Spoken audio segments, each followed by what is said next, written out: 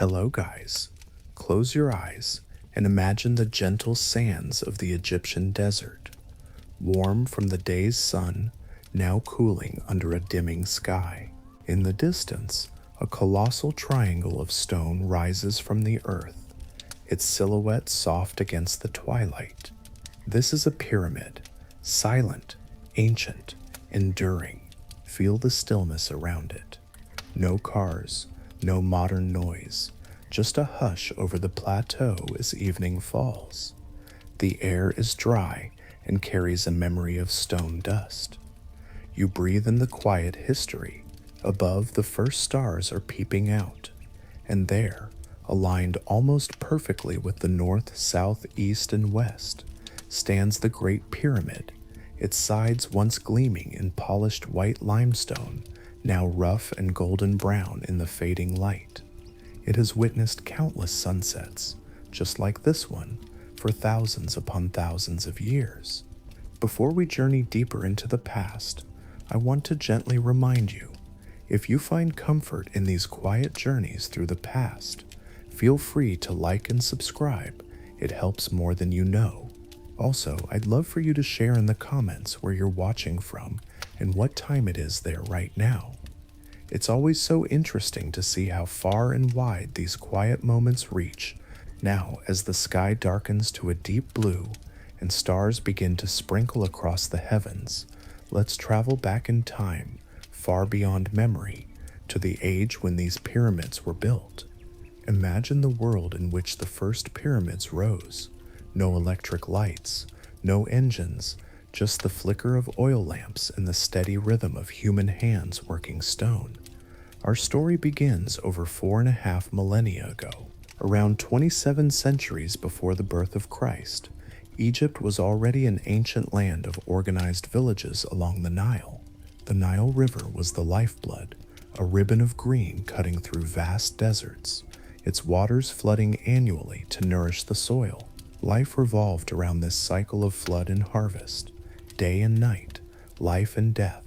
The ancient Egyptians believed strongly in continuity, that death was not an end, but a transition to a new kind of life. And so they built tombs, homes for eternity, where the dead could live on, provided they were properly prepared and protected. In those very early days, the tombs of kings and nobles were not the towering pyramids we see now, but low, rectangular structures called mastabas. The word mastaba means bench in Arabic because these tombs looked like flat mud brick benches rising slightly above the desert. Within these mastabas, deep underground, the bodies of the departed were laid to rest, surrounded by food, treasures, and prayers for the afterlife. The walls of the burial chambers were sometimes decorated with simple offerings, and false doors were carved to allow the spirit of the deceased to come and go. These were humble beginnings for what would later become something far more ambitious. Now imagine the year is about 2670 before Christ. In a kingdom that we now call the Old Kingdom of Egypt, a visionary pharaoh named Djoser comes to the throne. He rules from Memphis, the capital city near the Nile, and he contemplates his eternal home, his tomb. Up to now, every king before him had been content with a mastaba, but Djoser dreams bigger. He has in his service a brilliant architect and vizier, a man later revered as a sage and even deified, Imhotep. Under the hot sun at a place called Saqqara, on the desert plateau overlooking Memphis, Imhotep designed something the world had never seen. Picture a construction site in the desert, roughly 46 centuries before our time. Workers move about with purpose. The foundation is laid for a large mastaba tomb, but Imhotep changes plans. He dares to stack one mastaba atop another, building upwards toward the sky. They use stone, not the usual mud brick, carving great blocks of limestone from nearby quarries. The work is slow and methodical. Chisels clink against stone. Dust rises in the warm air. The first layer is completed, a broad, flat rectangle. Now they add a second layer on top, slightly smaller, like a step, then another on top of that. Gradually, 6 tiers of stone are built, each one smaller than the one below, creating a majestic staircase of giant stones. When it's finished, it stands about 60 meters high. That's roughly 200 feet, dominating the desert horizon. This is the Step Pyramid of Djoser, the earliest colossal stone building in Egypt and the world's first pyramid, though it's not a true smooth-sided pyramid, but rather a series of steps. Imagine being an ancient Egyptian peasant from a nearby village, coming to Saqqara to see this astonishing structure as it neared completion. You approach across the sand, and before you rises a stone mountain in 6 levels, shimmering in the sunlight, for it was originally clad in gleaming Tura limestone, polished bright. Nothing like it has ever existed. It is as if a piece of the desert has risen to touch the sky, a stairway for the king to ascend to the gods. People would have been awestruck. Inside, deep within, the pharaoh's burial chamber was concealed, reached by a labyrinth of tunnels. All around the pyramid, a grand complex spreads out. Courtyards, temples, and columns carved to mimic bundles of reeds, an entire sacred precinct for the king's soul to enjoy and for rituals to be carried out. Djoser's Step Pyramid announced a new idea that a king's tomb could be a triumphant monument reaching toward eternity. This pyramid, built around 26 centuries before Christ, set the stage for all future pyramids. It was more than just a tomb. It was a statement that the king, in death, becomes a godlike being, joining the eternal stars. The solid stone symbolized permanence, but it also required an unprecedented level of organization and skill. No longer could a king's burial be a simple affair by a small team. Now, it took an army of workers, years of labor, quarries, logistics, a whole state project. The existence of Djoser's pyramid suggests that Egypt at that time had grown strong and wealthy enough to marshal resources on a huge scale. With the blueprint of the pyramid established, the next generations of pharaohs were inspired. But how do you go from a stepped pyramid to the smooth, flat-faced pyramids we know at Giza? The transition was not immediate. It took experimentation, learning from mistakes, and bold engineering. Let's move forward just a few decades after Djoser. Another pharaoh, Sneferu, comes to power around the early 25th century before Christ. Sneferu would become known as the master builder of pyramids because he didn't build just one, he built at least 3 major pyramids during his reign, each one a learning step towards perfection. Imagine Sneferu not as a distant figure, but as a determined king, eager to secure his own eternal monument, greater than any before. Sneferu's first attempt was likely at a place called Meidum, south of Saqqara. At Meidum, archaeologists today see a peculiar sight, a crumbling tower of stone surrounded by a mountain of collapsed rubble. This was once a pyramid, sometimes called the collapsed pyramid. Initially, it may have started as a step pyramid, similar to Djoser's, perhaps begun by Sneferu's predecessor and then taken over by Sneferu. Historical whispers suggest it was later modified to try to make it a true smooth-sided pyramid by filling in the steps. But something went wrong. Perhaps the angle was too steep, or the methods not yet perfected. At some point, either during construction or long after, the outer layers of this pyramid gave way, sloughed off, and fell into ruin. We can imagine the disappointment. Maybe even in Sneferu's own time, cracks appeared, and part of it collapsed. The pharaoh would not want his eternal resting place to be a heap of debris, so he moved on. Learning from that, Sneferu's builders tried a different approach at Djoser, an area further north. Here, Sneferu's engineers began another large pyramid. The base was set, and the pyramid began rising with an ambitious steep angle of about 54 degrees. All seemed well for a while, layer upon layer of stones stacked upward. But as it reached roughly halfway to its planned height, Signs of stress emerged. The weight was tremendous. Cracks likely formed in the lower part. Perhaps some inner chambers or support stones buckled. The builders realized if they continued at that steep angle, the structure might collapse completely, like the one at Medum. So, in the middle of construction, they made an ingenious and visually obvious adjustment. They changed the angle of the pyramid, making it shallower, about 43 degrees for the upper part. This change in slope, partway up, gives the pyramid a bent appearance, hence its modern name, the Bent Pyramid. Picture it, you're looking at Sneferu's Bent Pyramid not long after its completion. The base rises steeply, then about halfway up, it smoothly transitions to a gentler rise, meeting at the apex. It almost looks like an accidental shape, but it was a masterful save by ancient engineers to prevent disaster. Interestingly, the Bent Pyramid still retains much of its original casing stones, those outer smooth blocks, especially on its lower half. In the rays of the sun, it would have gleamed. There's something poetic about the Bent Pyramid. It marks the moment of transition in architectural thinking. Some scholars think there was also an ideological shift. Earlier, a stepped pyramid symbolized a stairway to the stars.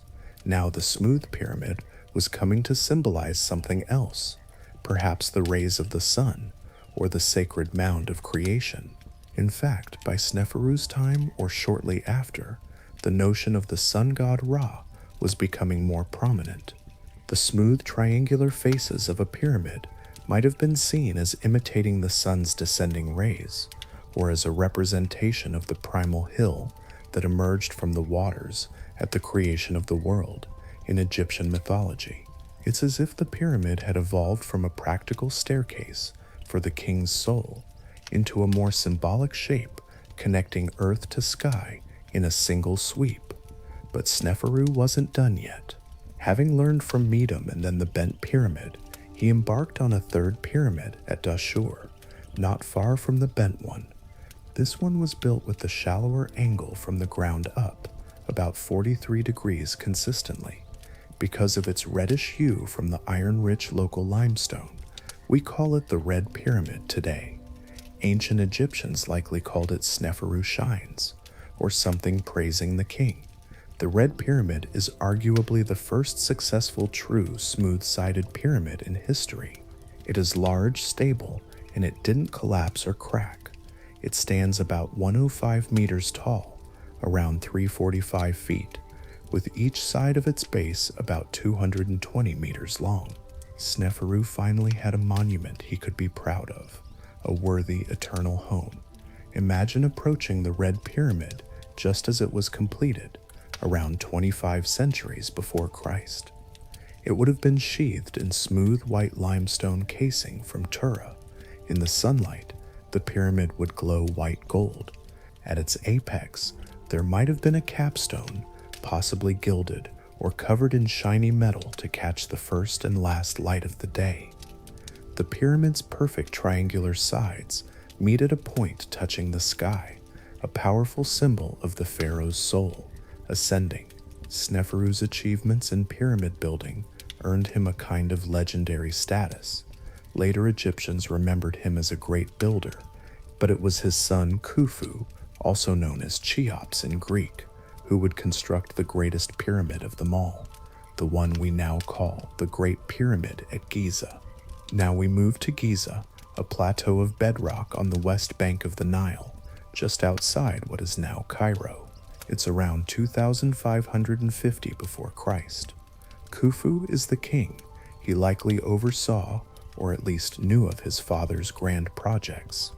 Khufu's ambitions reach even higher. At Giza, he plans to build a pyramid on an unprecedented scale, bigger in volume and height than anything attempted before. It's early in Khufu's reign. Imagine the site before construction, an expanse of rocky desert rising to a cliff edge, with the Nile's green valley below. The location is chosen carefully. It's elevated, on solid bedrock, important to support such weight, and oriented with good visibility perhaps to Heliopolis, a religious center of the sun cult, to the northeast. One day, the relatively quiet plateau starts to bustle. Khufu's engineers and officials mark out a square on the ground, perfectly oriented to the cardinal directions: north, south, east, west. How did they do this with such precision? Likely by observing the stars or sun. They could watch the night sky, tracking the north-south line by aligning with the pole star's rotation, or by using the sun's shadow at certain times of year. However they managed, the base of the Great Pyramid was aligned so precisely that the error is mere fractions of a degree. This careful orientation suggests a cosmic order. The pyramid would be in harmony with the Earth's cardinal points and symbolically with the cosmos. Before any stones are laid, the site is prepared. The builders leveled the ground across the vast area of the base, which is about 230 meters on each side, roughly 756 feet. Leveling such a large area with primitive tools is a challenge. They likely dug channels and filled them with water to measure a horizontal level, then cut away high spots and filled low spots. Even now, measuring the base, the levelness is within a few centimeters. Astonishing accuracy over a footprint larger than 6 football fields. Imagine teams of surveyors in white linen kilts, using knotted ropes for measurements and looking along stretched cords to ensure straightness. They perhaps had a sighting instrument, maybe a primitive level or square, and took careful readings by starlight or sunlight. Now the construction truly begins. We often think of the pyramids as immutable objects, but consider the immense process of building it, stone by stone. It took maybe a couple of decades to complete Khufu's pyramid. Let's imagine how it might have looked at various stages. First, the quarries. The core of the Great Pyramid is made of limestone blocks, mostly quarried right there on the Giza Plateau. If you visit Giza today, you can see areas where the rock was cut away, leaving scars and troughs in the bedrock. Thousands upon thousands of blocks had to be extracted. Workers likely pounded channels in the bedrock with heavy stone hammers, dolerite pounders, very hard round rocks that could chip away limestone. They inserted wooden wedges into cracks, then soaked them with water so the wood would expand and crack the rock. Bit by bit, blocks were freed. Many of these blocks are roughly a ton or two each, some more, some less, shaped to some degree to stack nicely but not finely finished for the core. Once freed, these blocks needed to be moved to the pyramid site. Close by, it's a matter of levering them onto sledges, wooden sleds that can glide with effort over the sand or mud. There were no wheeled vehicles yet for such loads. Wheels existed, but not commonly used for heavy construction in that era. Instead, teams of men or oxen dragged the sledges. A famous ancient tomb painting shows water being poured in front of a sledge carrying a heavy statue. Wetting the sand reduces friction. At Giza, they may have similarly wetted the ground or laid logs as rollers in some cases. Now imagine the base of the pyramid taking shape. The first layer of stones is laid along the perimeter lines precisely.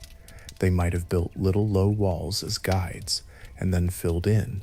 Each block is set in place by human muscle and clever use of levers. With ropes, a crew could maneuver a block right next to its neighbor. The fit didn't need to be perfect in the core. It was the casing on the outside and the internal chamber blocks that required more care. As layer after layer rises, you have to get stones progressively higher. Here is where the ingenuity really shows. The general belief is that Egyptians constructed some form of ramp to haul stones upward.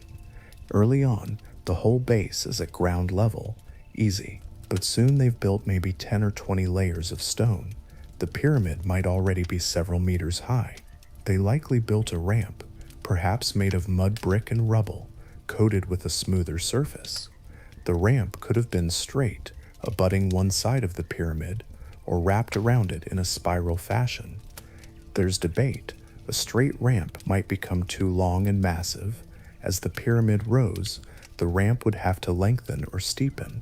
A spiral or zigzag ramp around the sides is more compact but complicates aligning the corners perfectly as they built.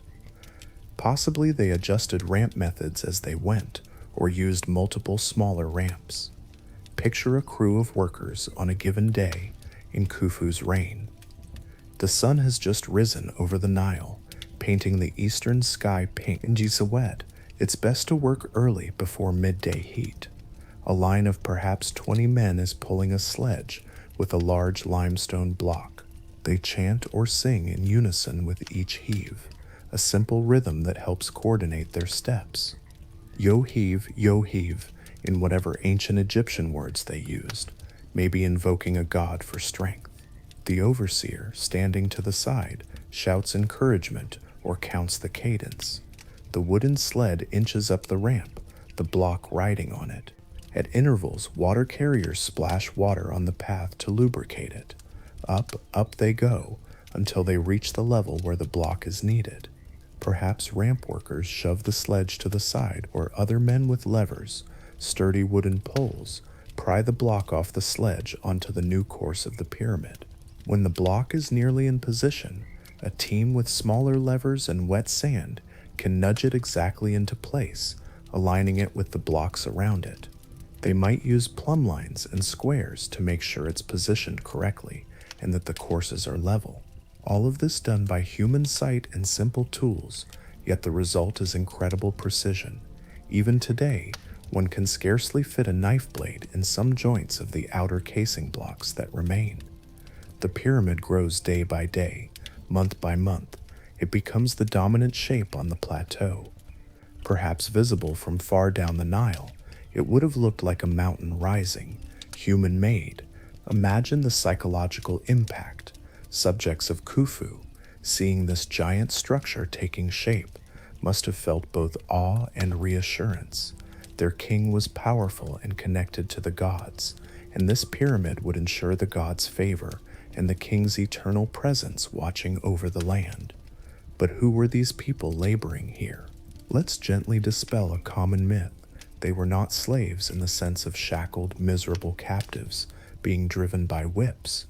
The evidence strongly suggests the builders were Egyptians who were either conscripted seasonally or possibly volunteers or paid laborers, fulfilling a duty to their god-king. Many were likely farmers during most of the year, who, when the Nile flooded their fields, rendering farming impossible for a few months each year, traveled to work on royal projects like the pyramid. There was also a cadre of skilled craftsmen, stone cutters, surveyors, and engineers who likely worked year-round. Archaeologists have unearthed a fascinating workers' village near Giza. It's a short distance south of the pyramids. There they found the remains of long barracks that may have housed the laborers, as well as bakeries, breweries, fish processing areas, and even cemeteries for the workers. This was a bustling town, purpose-built to support the pyramid-building effort. From these remains, we glimpse the daily life of those pyramid builders. Let's wander through this workers' village in our imagination. It's pre-dawn, the sky just beginning to glow. In one section, a row of mud brick galleries houses sleeping workers. Some are stirring from mats on the floor, stretching sore muscles as they wake. They've come from all over Egypt, villages in the Nile Delta to the north, or from Upper Egypt in the south, fulfilling their rotation of work for the king. Their families might be back home, tending whatever they can during flood season, or some family members came along to cook and support. Nearby, the scent of smoke and baking bread fills the air.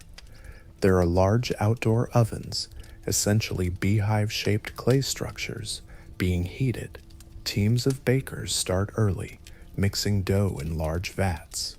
They use emmer wheat and barley flour, likely coarse by our standards, making a thick dough. They form the dough into round loaves or throw it against the inner walls of the ovens. Dozens, hundreds of loaves will be needed by sunrise. Alongside, brewers are at work. In ancient Egypt, bread and beer were staples that went hand in hand. beer was not like the clear ales of today, but a thick, soupy, nutritious drink, more of a fermented porridge. It was a major source of calories and refreshment. To brew it, partially baked barley bread might be crumbled into water, left to ferment, and flavored with dates or herbs. Giant pottery vats hold the fermenting mash. As the sun's first rays strike the pyramid's growing silhouette, the workers gather for a simple breakfast. Each man might receive a ration. Archaeological evidence and records suggest a typical daily ration could be on the order of 10 loaves of bread and a good measure of beer. In fact, beer was often distributed several times a day, morning, midday, and evening, maybe around 4 or 5 liters in total per person per day, which sounds like a lot, but remember it was a low-alcohol, nutrient-rich gruel, as much as a drink, and these people were expending immense energy. There might be some onions or garlic. We know they ate those, possibly as health supplements. The ancients thought onions gave vitality. Some dried fish or dates for flavor. With good provisioning, the workers had food that by the standards of the time was abundant. It was a state project. The pharaoh took care of his laborers. The morning air is filled with sounds, the crackle of fires, the murmur of conversation, laughter among young men, maybe a shout from an overseer rallying his team. They know the tasks for the day. Some will go to the quarry to cut more blocks. Some will haul the stones. Some will be up on the pyramid setting stones in place. The skilled masons might be smoothing surfaces or ensuring angles are correct. Others are delivering water to teams or mixing gypsum mortar to help secure outer casing stones. Scribes and foremen move about with wooden tablets and reed pens, making notes of supplies delivered and consumed, assigning workers to crews. Interestingly, we have evidence that the work crews had a kind of camaraderie and competition. They were organized into units called gangs or files, each with a distinctive name, often a playful or proud slogan invoking the king. On hidden blocks inside the pyramid, builders painted in red ochre phrases like Friends of Khufu or Drunkards of Menkaure. Menkaure was a later king. His crews took on humorous names. These graffiti, meant for their own internal pride and visible only to them and perhaps the gods, show us that these were free people who took some pride in their labor. They were building something for the glory of their king and country, and maybe for their own spiritual benefit too, as pious duty. If one believed the king was semi-divine, working on his eternal monument might have felt like participating in a divine act, securing blessings. Under the strengthening sun, the plateau becomes a hive of activity. Let's follow one laborer's perspective for a moment. He's a young man from a farming village in the Delta. He's left his fields of wheat to come here for 3 months during the flood season. His hands are rough from dragging ropes. After breakfast, he and his team gather at a designated spot where a block is ready on a sledge. They tie ropes to the sled, thick ropes made of papyrus or palm fibers. Perhaps 20 men or more seize the ropes. At the call of the foreman, they lean in unison, chanting ho, ho, ho, Egyptian for something like pull, pull. The sledge jerks forward, and slowly they advance. He feels the strain in his legs and back, but the song and the presence of his mates helps. They will do this for hours with breaks. By midday, they will be drenched in sweat under the near-tropical sun of Egypt. This is when the second ration of beer is crucial. Cool, sweet nourishment and hydration in one. They gather in whatever shade they can find by the ramp's side or under a temporary canopy and guzzle their jars of beer, eating more bread and maybe garlic, which they believe keeps them healthy and strong. Some men, especially those shaping the finer blocks or fitting the casing stones, work more delicately. Inside shaded tents, a few highly skilled artisans might be carving a statue of the king to be placed in the mortuary temple, or inscribing a ceremonial marker. But for the majority, it's heavy manual labor. By the time the sun begins to sink, painting the sky orange, a remarkable amount of work has been accomplished. Perhaps dozens of blocks found their resting place on the pyramid that day. And this goes on, day after day, year after year. Khufu's pyramid, which started as a flat foundation, slowly takes the form of a low giant step, then a small mountain, then an even bigger mountain of stone. Let us imagine visiting the construction site halfway through the project. The pyramid might be 2/3 its final height, looking like a truncated peak with a broad flat top where work is ongoing. The ramp, if it's a straight one, might reach up high now, supported by underpinning. If it's a spiral ramp, you'd see it wrapping around like an earthen snake.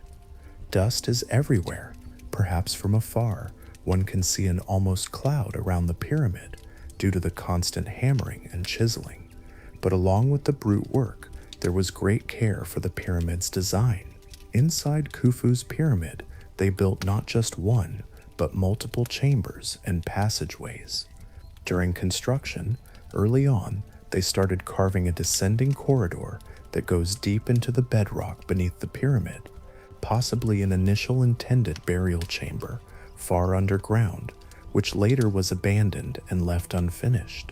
Then, as they built upward, they built a chamber partway up.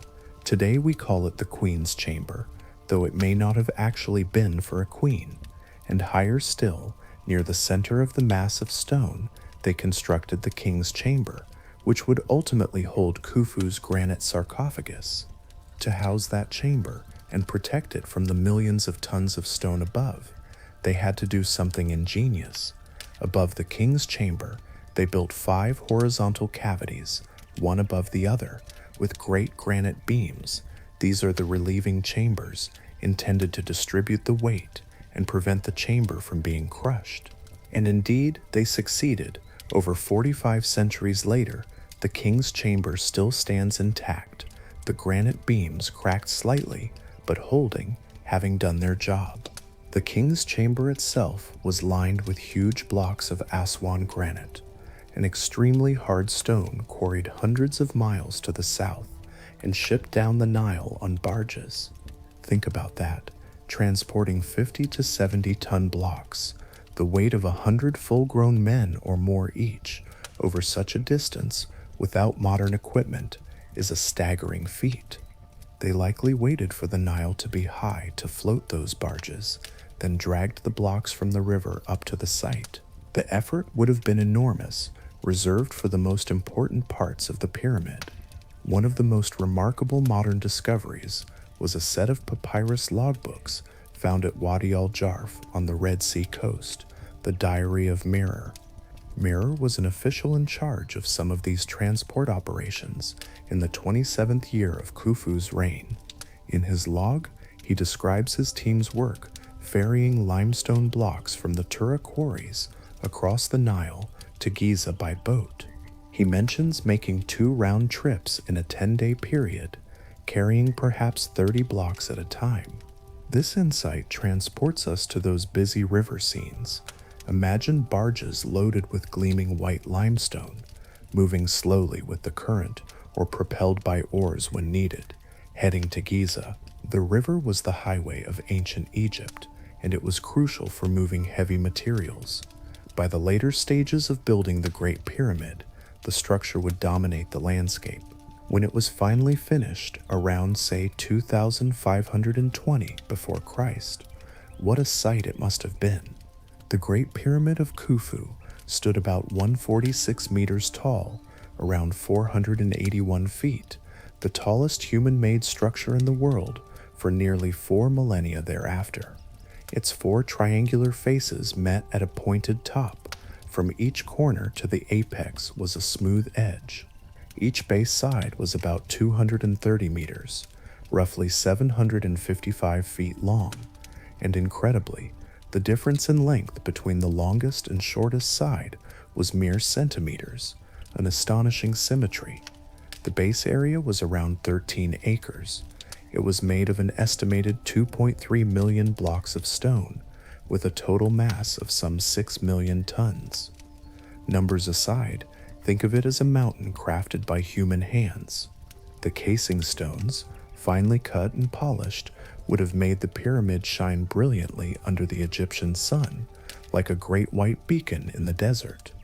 At its peak, if there was a capstone, known as a pyramidion, possibly coated in electrum, a gold-silver alloy, the pyramid might have glinted with a fiery reflection at dawn and dusk.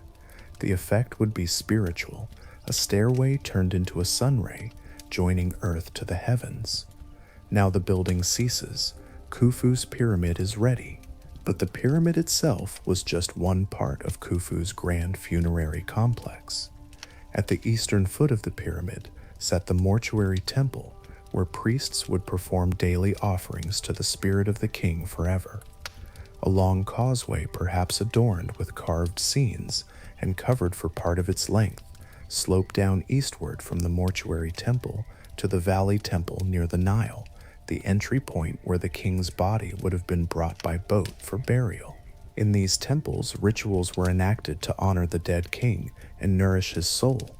They'd slaughter cattle and present bread, beer, and incense each day, as if the king still lived, but on a spiritual plane.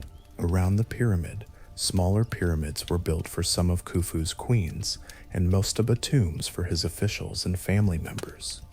It was a city of the dead, laid out in an ordered plan. Even in death, the society had hierarchy: the biggest pyramid for the king, smaller ones for queens, and rows of mastabas for the noble and loyal elite. Life and death were deeply intertwined for Egyptians. They wanted the departed to have all the things in death they enjoyed in life, and tombs were an extension of life. One extraordinary feature of Khufu's complex, his solar bark, or ship, meant to serve him in the afterlife. In a pit by the pyramid, a dismantled wooden ship was buried. This ship, discovered intact and reassembled in the 20th century, is a magnificent cedar vessel. It likely had ritual significance. Perhaps it was the boat for the king's soul to travel with the sun god across the sky, or to make the voyage to the heavens. The care with which it was disassembled and interred, never meant for water in the mortal world again, is touching. It speaks to the Egyptians' commitment to equipping the king for eternity.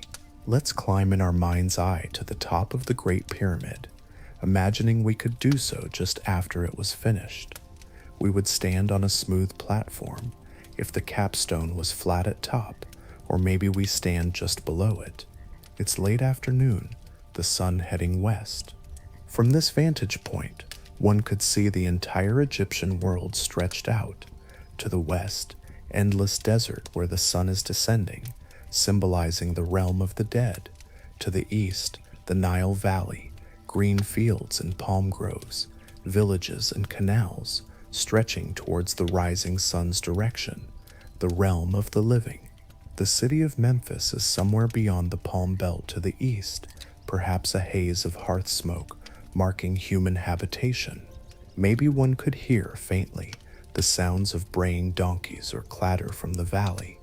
But up here on the pyramid, it is wind and silence, and the monumental presence of stone and sky. Above, the sky is turning starry, and with no electric lights for thousands of years to come, the Milky Way would glow brightly overhead. The ancient Egyptians looked at that sky every night. To them, the stars had meanings. Some stars never set, those near the North Celestial Pole, which circle around and around. They called them the imperishable stars. These were thought to be a place of eternity, a fitting destination for an immortal soul. The constellation we identify as Orion, they associated with Osiris, the god of rebirth and king of the afterlife, and the star Sirius, Sothis to them, which vanished and rose seasonally, they linked to Isis and also the Nile's life-giving flood.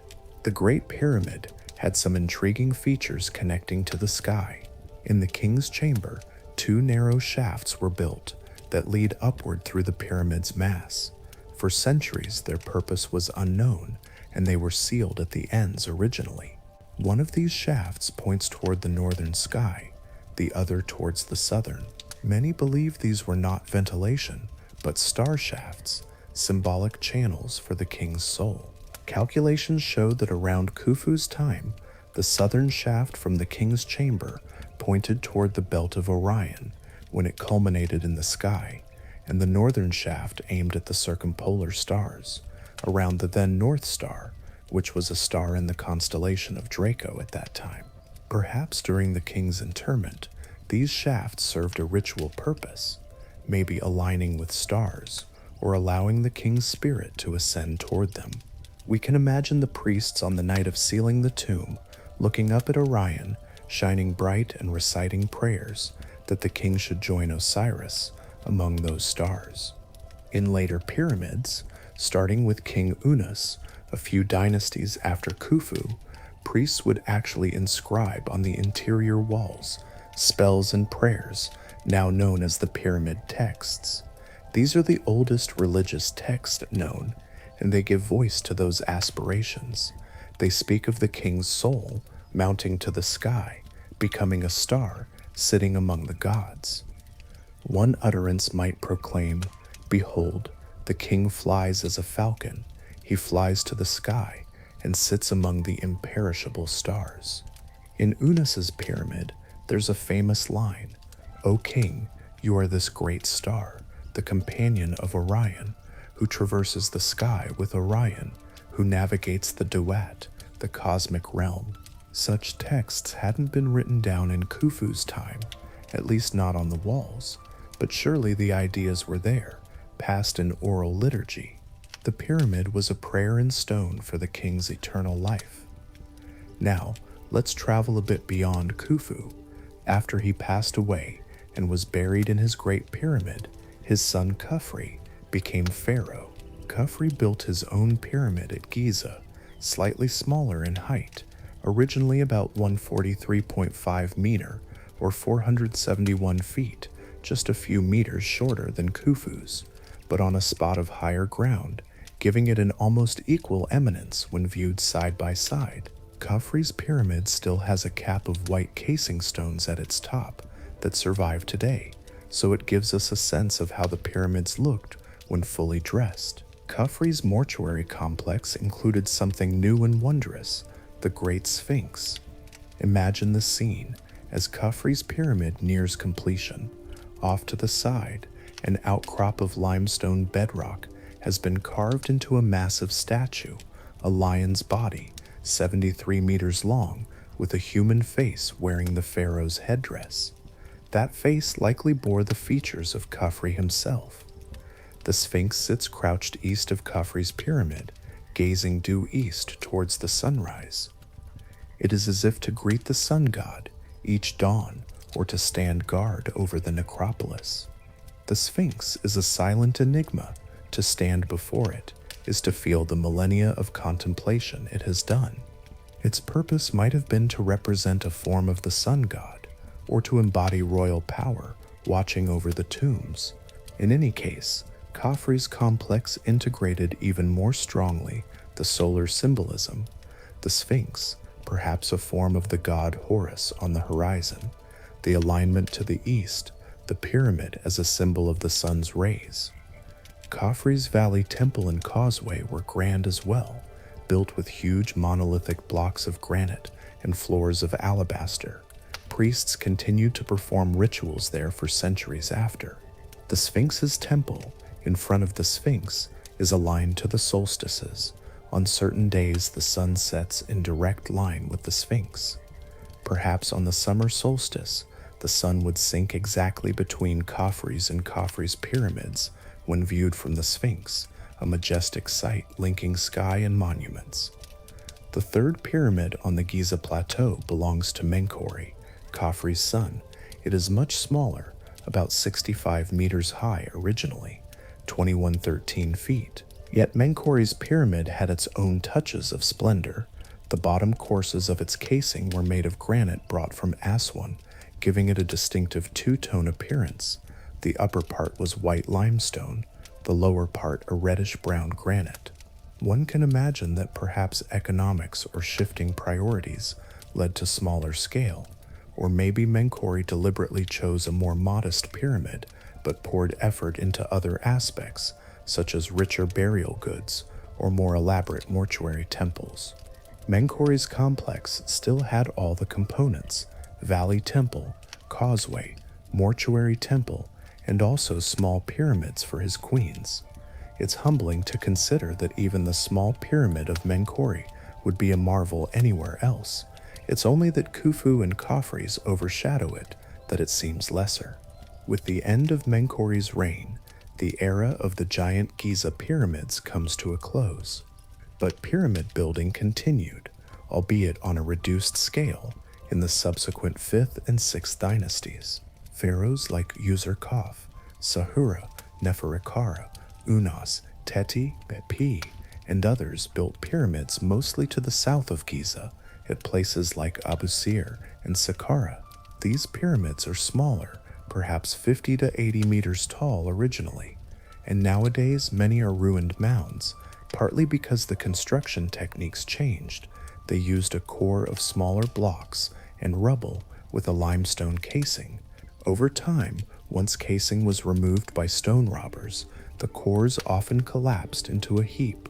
The Step Pyramid and Giza pyramids survived well because they had massive inner masonry, not just infill.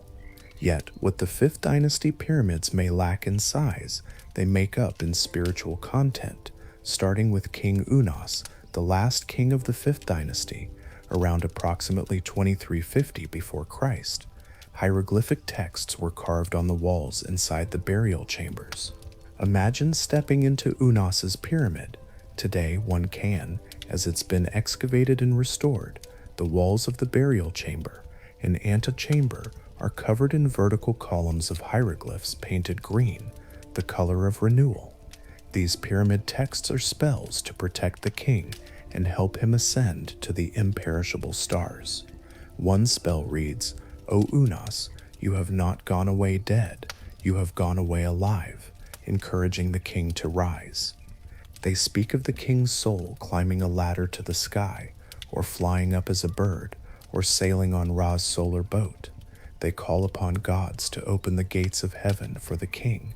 It's profound to imagine priests reciting these words as they entombed the pharaoh, the walls literally speaking the liturgy around the mummy.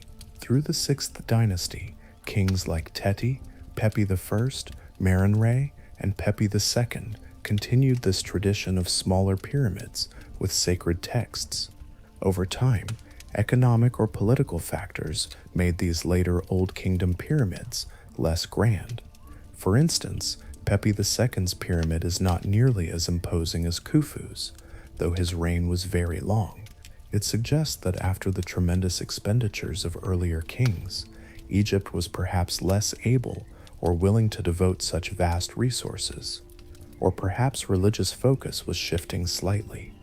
The sun god Ra's cult was strong in the 5th dynasty, and they built actual sun temples as well, diverting energy toward those. Eventually, the Old Kingdom gave way to a time of troubles, the First Intermediate Period. Royal power waned for a while. During those dark generations, pyramid building was suspended, but with the Middle Kingdom starting around 2050 before Christ, a renaissance of Egyptian might and culture came, and along with it, pyramid building re-emerged, though differently. The Middle Kingdom pharaohs such as Amenemhat I, Senusret I, Senusret III, Amenemhat III, built pyramids mainly in the Fayum region and Dashur. They changed construction methods, often using mud brick cores with limestone casing. They also often had complex substructures and deep shafts in attempts to thwart tomb robbers. Amenemhat III at Hawara, for example, had such a complicated network of passages and false rooms that classical authors later referred to his mortuary temple as the labyrinth, a legendary structure of countless chambers. Although those pyramids have mostly crumbled, mud brick doesn't endure millennia as well as stone. They show that the symbolism remained potent. The Middle Kingdom pyramids also have texts. By then, the pyramid texts had evolved into the coffin texts, similar spells written on coffins, for nobles too, democratizing the afterlife knowledge beyond just kings. One Middle Kingdom pyramid that stands fairly well is the White Pyramid of Amenemhat III, which suffered structural failures. These later pyramids might not inspire the same wonder at first glance due to their ruined states, but in their prime, they too were gleaming monuments, albeit smaller. They indicate that the ideal of the pyramid as a guarantor of eternal life was still very much alive. However, after the Middle Kingdom, Egypt went through another phase of turmoil, the Second Intermediate Period, including the time of the Hyksos, when the Egyptians reasserted themselves and began the New Kingdom around 1550 before Christ. A significant change occurred in royal burial practices. The New Kingdom pharaohs chose to hide their tombs away in a remote valley, the Valley of the Kings in Thebes, rather than build pyramids. Why? Likely because even by the Middle Kingdom, tomb robbery had become a serious issue. Pyramids, for all their majesty, were beacons for treasure seekers. It was simply too obvious where the king was buried and what riches might lie within. The new strategy was to cut tombs into rock cliffs, out of sight, and mark them not with huge pyramids, but relatively modest surface chapels or nothing at all above ground. One could say the ancient Egyptians had finally conceded that they could not forever protect a store of wealth in one place from the living.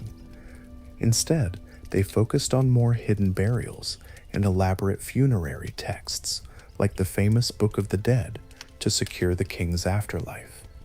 Interestingly, though, even in the New Kingdom, they still built pyramidal structures, small pyramidions capping private tomb chapels or the tops of obelisks, etc., as a nod to the older symbol. And in Nubia, the kingdom of Kush, much later, around 700 to 300 BC, rulers built numerous tall, narrow pyramids in their necropolises, clearly inspired by the Egyptian style, although those were only about 20 to 30 meters high, at most. The pyramid, as an icon of royal burial, endured far beyond the age of building giant ones. Let's pause and consider an amazing thought. After all these centuries of construction, by around 1500 before Christ, Egyptians stopped making big pyramids. Yet the pyramids that already existed, especially the Giza trio, stood proud. Time did not erode them immediately. They remained visible and must have inspired reverence and curiosity in all who saw them. Already by the New Kingdom, some 2,000 years after Khufu, those monuments were ancient even to Egyptians of that later age.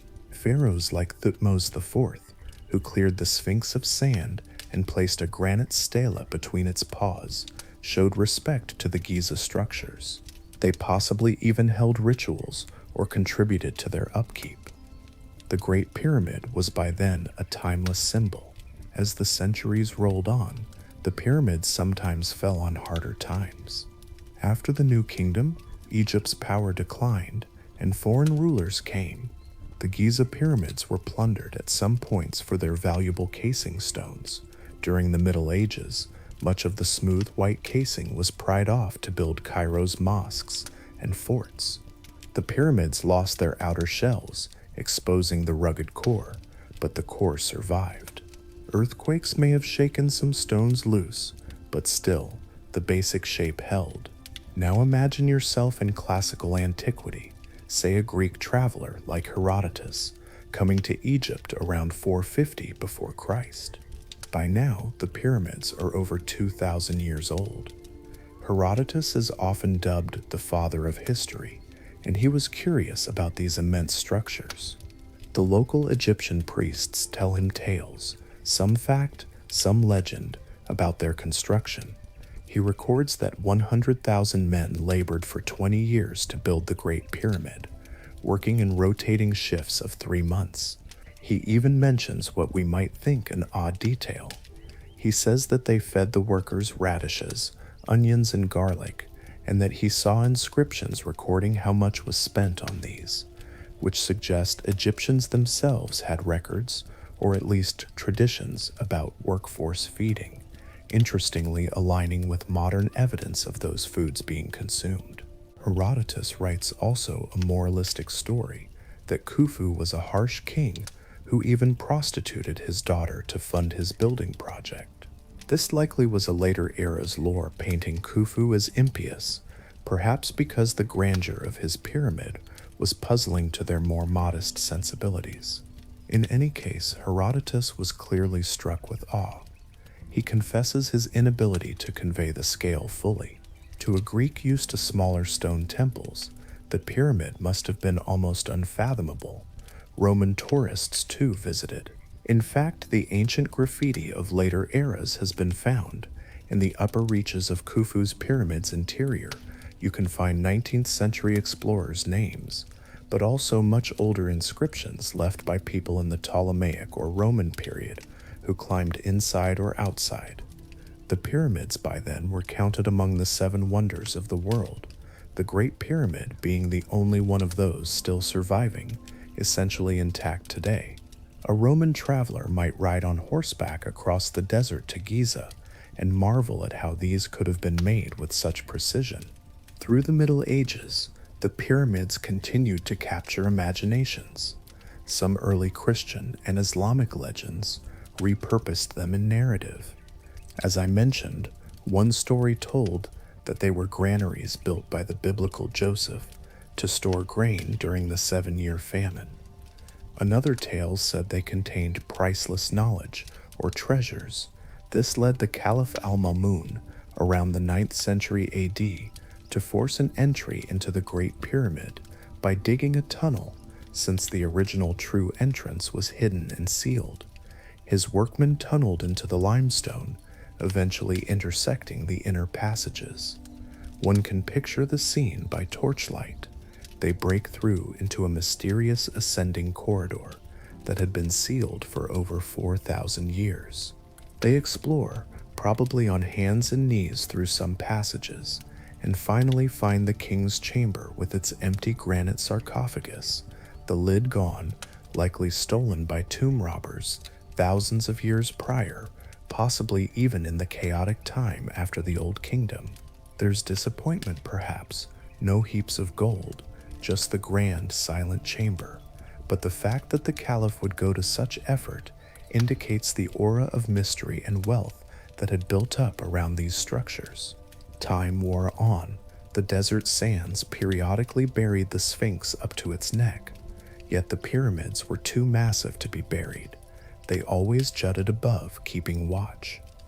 Let's gently step into the modern era. In 1798, when Napoleon Bonaparte invaded Egypt, he brought scientists and engineers who surveyed and documented the pyramids extensively. There's a famous anecdote that Napoleon himself insisted on spending a night alone inside the king's chamber of the Great Pyramid. No one truly knows what happened during those hours. Some say he emerged ashen-faced and refused to speak of it. It could be a legend, but it captures the enduring mystical pull of the place. Those stone rooms have an ambience that many have described as heavy or otherworldly. Perhaps it's just the psychological weight of being inside a mountain of stone erected by ancients. The systematic study of pyramids took off in the 19th and 20th centuries, with Egyptology as a discipline. Each discovery peeled back a bit more of the truth. We've learned more about how they were built, the quarries, the tools, the workforce, dispelling the need for fantastical explanations. Yet even the mundane truth is deeply impressive and not fully understood in every detail. Some modern theories have been put forth.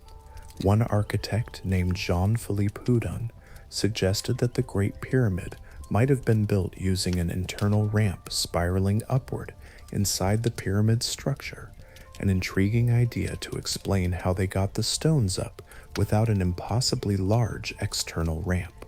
While not proven, such theories show that the exact logistics still fascinate engineers today. Others have theorized the use of cranes or levers at each level. Indeed, Small teams with big levers could hoist blocks from one layer to the next in a relay fashion. Perhaps multiple methods were used in combination. Then there's the Orion correlation theory, popularized in the 1990s, which posited that the three Giza pyramids were laid out to mirror the three stars of Orion's belt. It's an attractive notion since Orion was associated with Osiris, god of resurrection. However, many scholars critique it, noting alignments aren't exact and orientation differs. It might be a coincidence, aided by human pattern seeking. Still, it adds to the layers of myth surrounding these monuments.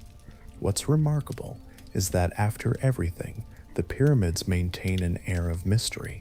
Even with our science, we occasionally find something new, like the big void discovered in 2017 above the Grand Gallery inside the Great Pyramid, a space at least 30 meters long that no one had known was there, detected by muon tomography using cosmic ray muons to scan densities. Its purpose is unknown, could be a relieving space, could be an unfinished chamber, or just a gap. No entry exists to it that we know of.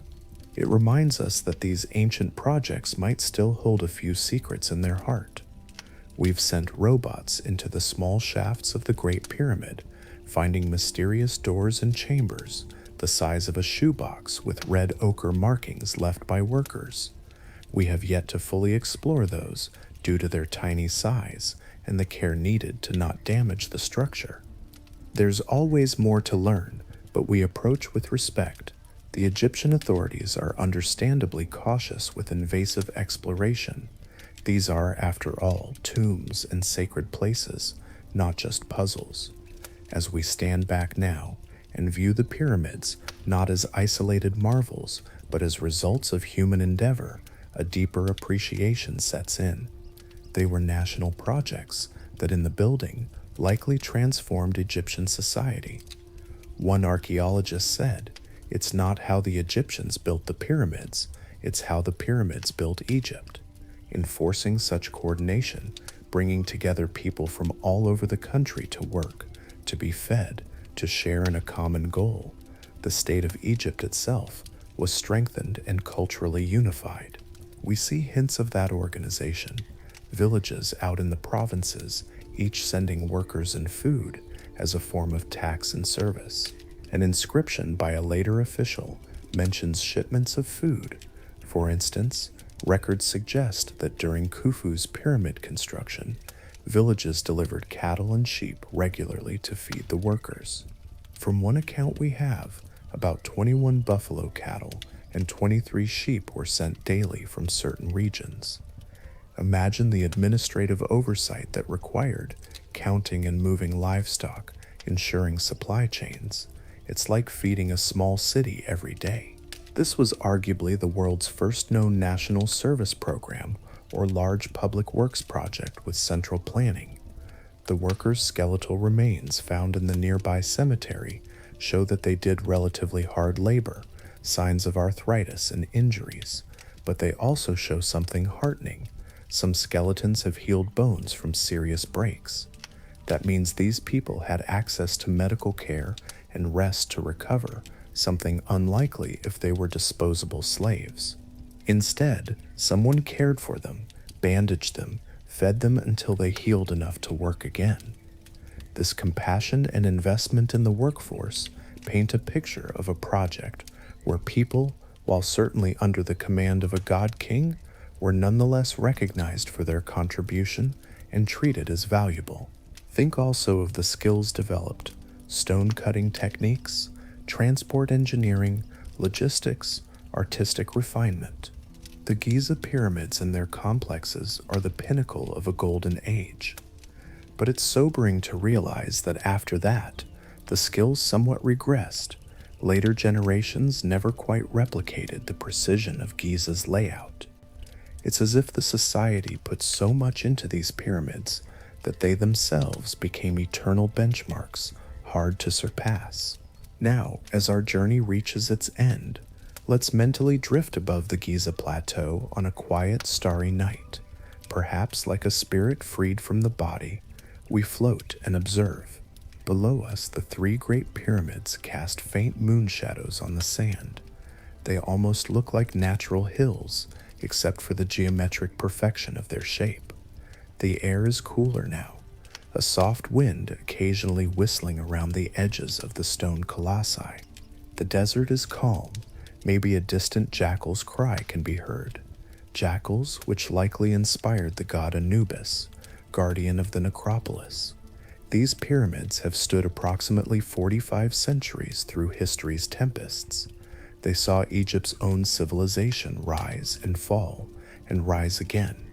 They looked on as foreign conquerors, Persians, Greeks under Alexander, Romans under Caesar, took control of the Nile Valley. They were ancient tourist attractions for Roman governors and later for Islamic caliphs. They have been sketched, studied, measured endlessly in modern times. Yet no matter how familiar we become with their statistics and details, being in their presence or even visualizing them in their original context evokes a timeless awe. Consider this: each pyramid was built to ensure that a king's name would be remembered and that his soul would live on. To a large extent, that succeeded. Khufu, Khafre, Menkaure, Djoser, Sneferu, we speak their names thousands of years later, primarily because of their pyramids.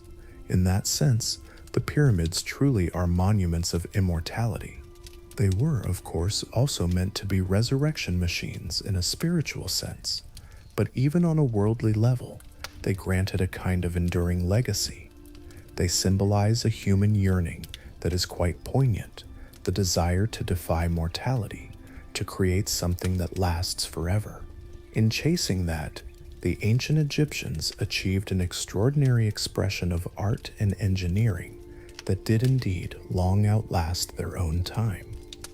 Now slowly let that panorama fade and come back to yourself in a comfortable now. Perhaps you are snug in bed or resting your eyes. The pyramids in our mind's eye remain as they remain in reality in that far-off desert. They stand through the night, every night, as the earth rotates and the stars wheel overhead. When dawn comes, the eastern sky will lighten and the sun will peek over the horizon. The cap of Khafre's pyramid might catch the first sunlight, glowing orange, then the light will descend down the faces of stone. By midday, the three pyramids will cast only small shadows at their bases under the bright sun, and by evening, as the sun sets in the west, perhaps for a brief moment, the Great Pyramid will cast a long shadow eastwards, as if pointing back toward the life-giving Nile, or perhaps symbolically toward the rising place of the sun. Through all these cycles, the pyramids exhale a feeling of eternity. Yes, they have weathered. The Great Pyramid is slightly shorter now than originally, its peak missing, many casing stones gone, the Sphinx's nose eroded and gone, but the essence is unchanged. They are ancient, but not in ruins. Instead, they feel frozen in time, strong as the faith that built them. And what of the people who built the pyramids? They, being human, did not live forever. Most of their names we will never know, but they left us something better than names. They left us a testament to what human hands and hearts can do together. Each stone, no matter how heavy, was moved by human effort. Each decision was made by human intellect. They had no magic, no machines, just coordination, conviction, and a vision. It's like a message through time. We were here. We believed in something so deeply that we labored our whole lives to make it real and lasting. In a sense, we can relate even now. While we might not share the pharaoh-centric theology, we understand building for the future, creating monuments or works that might outlast us. There's a bittersweet beauty in it. The builders of the pyramids are long gone, but their work gave them a form of immortality. We who look at the pyramids today remember those anonymous workers as much as the kings, for we see their fingerprints in the chiseling marks. We see their organization In the symmetry, we see their resilience in every block that still sits firmly placed. As you drift to sleep, consider the slow passage of time that the pyramids have seen. Empires rising, languages evolving, the very landscape subtly changing, the Nile's course moving slightly, new buildings coming and going on the skyline of Cairo, far in the distance. And yet these giant triangles of stone just quietly witness it all. They almost make time feel like it stands still in their presence. Your own heartbeat and breath align with something ancient and steady when you think of them. Maybe you can imagine yourself standing at the base of the Great Pyramid at night. The tourists and crowds are gone. It's just you and this titan of stones. You place your hand on one limestone block. It's cool to the touch, rough textured.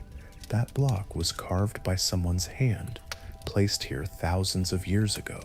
The stars above are the same stars that ancient mason saw when he took a break and looked up from his camp.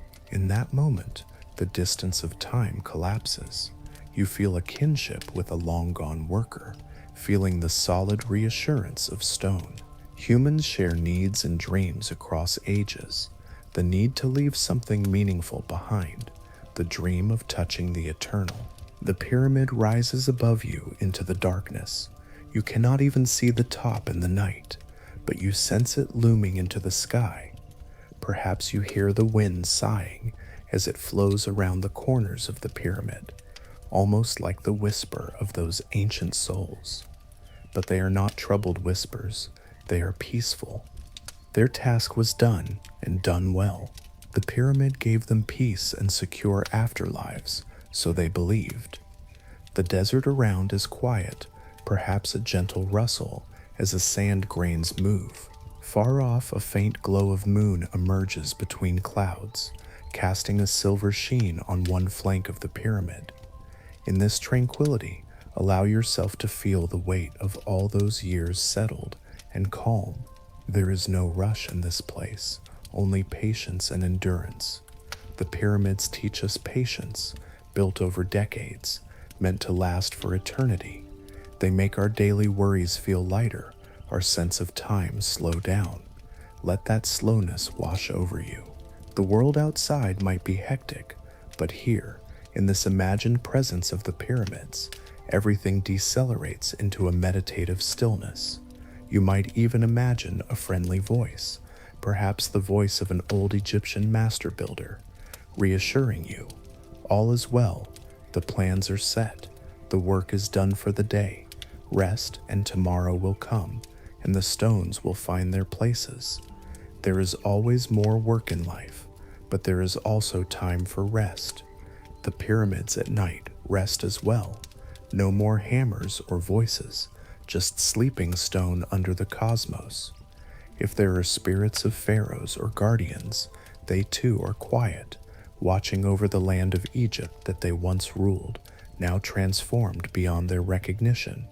As we conclude this journey, think of the pyramids not as cold stones, but as a symphony of human hope, faith, and toil, frozen in a physical form. They carry an energy of all those lives that contributed, an energy that perhaps can be felt by those open to it. It's steady, grounding, and reassuring. Life is transient. We, like the pyramid builders, come and go, but it's comforting to imagine that something of us, our deeds, our creations, our love, can carry on and be remembered. The pyramids remind us of that continuity. They were meant to connect earth and heaven, and whether or not they succeeded in a literal spiritual sense, they certainly connect the past with the present, and present with future. Now, take a slow breath, and let any remaining thoughts float away like grains of sand in the breeze. In your mind, offer a quiet thanks to those ancient dreamers and workers who gave us these gifts of history. Feel the softness of your pillow or bed as analogous to the warm sands, gentle and supporting. You are drifting like a boat on the Nile of time, calm and secure. The stars above guide you softly as they guided the pyramid builders. Perhaps in your dreams, you might wander the halls inside a pyramid, or watch a sunrise align perfectly with a temple, or share a simple meal of bread and beer with a fellow worker after a day's good work, laughing by the fire as the pyramids loom kindly in the background. All is at peace. The pyramids, stones, stars, and sands keep their eternal vigil, and you can let yourself relax completely, knowing that you too are part of this great human story under the same sky. Sleep well, and good night.